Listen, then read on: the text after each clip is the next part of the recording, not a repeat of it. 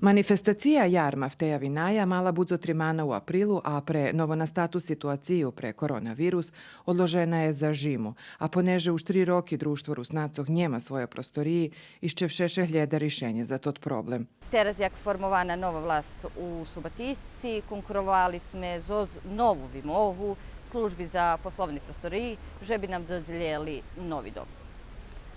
Takie stanowisko nie umožljivuje normalne funkcionovanje roboti društva i to bar češko.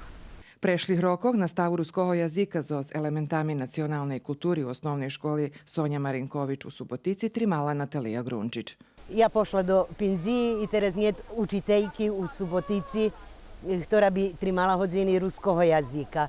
Najsezme od osnivanja društva do odhodu do moje penziji veljo robeli. Bulo dzeci, jezi teraz dzeci, hodzeli bi dzeci na hodzini, ali nažalj nemame kadri, ktorí bi to robili. Probovali sme pošoric jak honorarno da co robim. To také komplikovane, že sme všetci odustali. Rusnaci u Subotici še nazdavaju, že pošvitko najdu prostoriji za djelovanje društva, kotre za sobu ma veljo roboti i rezultati i kotri značni za calu našu zajednicu, a okreme bi bilo značne vraci z nastavu ruskoho jazika do školi.